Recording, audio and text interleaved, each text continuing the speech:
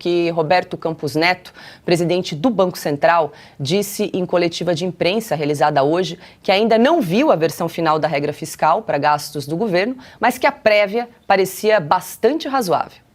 Nós entendemos que existe uma boa vontade muito grande, do Ministério da Fazenda de fazer um arcabouço robusto, que estava tendo um entendimento ainda em relação aos parâmetros.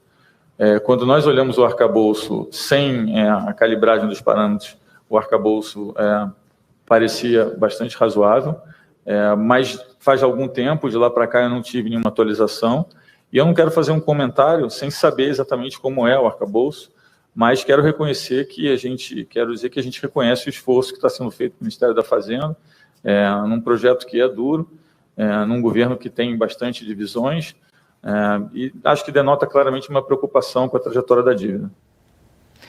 Silvio Navarro, como bem lembrou o professor Mori na nossa entrevista, esse arcabouço fiscal, a apresentação foi simplesmente uma carta de intenção, ainda está muito no início, é preciso esclarecer muitas dúvidas que surgiram em relação a essa nova regra fiscal, mas eu queria te perguntar também em relação à questão política, porque essa nova regra fiscal precisa passar pelo Congresso. Como é que vai ser a aceitação aí dessa nova regra que vai substituir o teto de gastos? Precisa passar pelo Congresso, Paula, e tem data, né? O próprio governo tinha dito que isso iria acontecer antes da entrega da LDO, né? A Lei de Diretrizes Orçamentárias. Por quê? A data é agora, 15 de abril, logo depois, uma semana depois da Páscoa.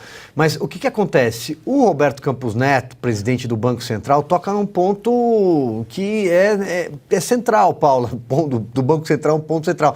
Porque, veja, é difícil comentar algo que não está pronto, está inacabado. Isso é um PowerPoint que foi visivelmente apressado por conta da chegada, principalmente, do presidente Jair Bolsonaro ao Brasil. Está muito claro isso.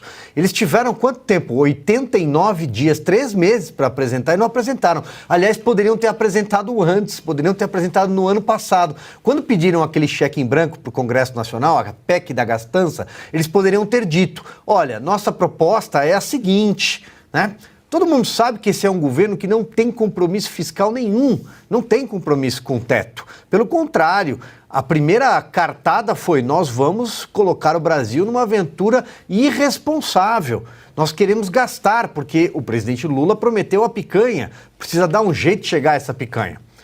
Então, sem contar os projetos eleitoreiros que ele promete todo dia em palanques, que ele diz que vai entregar não sei quantas casas, que ele vai aumentar o Bolsa Família, mas não diz de onde vai tirar o dinheiro. Então, Roberto Campos Neto está certo. Vamos aguardar para saber, detalhe por detalhe, como acontecia no governo Jair Bolsonaro, que o ministro Paulo Guedes e toda a sua equipe de técnica e não políticos, não tinha uma Simone Tebet sentada do lado dele, que dizia assim: nós não estamos preocupados com o gasto público, como ela deixou escapar num sincericídio, não foi mesmo? Pois bem, não eram políticos que estavam sentados ao lado do Paulo Guedes, não era um Fernando Haddad, que tem uma carreira política na USP, péssimo prefeito de São Paulo, que já admitiu que não entende nada de economia. Não, técnicos. Então, era uma verdadeira cartilha, ponto a ponto, detalhada, e a gente sabia o que iria acontecer lá na frente. 1 ano, meta para 2 anos, né? E, claro, ali austeridade fiscal, regra máxima. Dessa vez não. Então, por enquanto, o que a gente sabe é isso daí. Eles estão dizendo que estão pedindo uma licença para gastar mais, mas estão dizendo que isso está condicionado a arrecadar mais. Quem vai pagar essa conta? O pagador de impostos. Não tem a menor dúvida. O professor Rogério já trouxe aqui alguns indicativos. Falou da gasolina, falou do repasse de alguns preços, e aí vamos ver o que vai acontecer com a inflação. Então vamos aguardar. Por enquanto é isso. Agora eles vão viajar para a China, o projeto vai para o Congresso, vamos ver o que vai acontecer. O Fabi, ainda nessa coletiva de imprensa, o Campos Neto disse que considera arriscado não discutir a inflação no Brasil. Vamos assistir um trechinho. O que eu diria para os brasileiros, né? Eu diria para os brasileiros o seguinte: eu diria que o custo de combater a inflação é realmente muito alto. E parte desse custo ele é sentido a curto prazo. Mas eu diria também que o custo de não combater a inflação é muito mais alto. E ele é sentido muito mais a longo prazo e de uma forma muito mais severa. Fabi. Então, realmente, a gente estava num caminho muito próspero, né, da economia, tanto que a gente passou aí pandemia, né, e outras dificuldades, falei aqui, internacionais, que vão permanecer.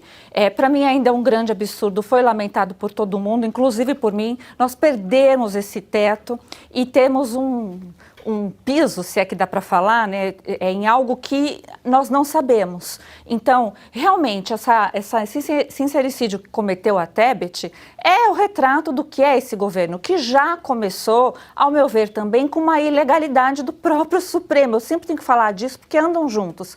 Quando naquela canetada autorizou, então, aquele orçamento absurdo, né, e aumento absurdo dessa dívida. Então, nós temos dívida interna, dívida externa e problemas que não estão sendo resolvidos. O pessoal do agro, que põe a mão na coisa para trabalhar, está tirando os benefícios dele. E o povão, que sempre falou, né, faz o L, achou que era o pai dos pobres que estava protegendo, já estão sentindo, pois o governo Lula já está tirando alguns benefícios do Bolsa Família, alegando ali problemas de burocracia. Então veja como é que né? É sempre dito, teremos picanha, é oferecido abóbora e a mídia diz que temos que comemorar. Comemorar o quê? A ausência de regras? Porque é isso que está acontecendo.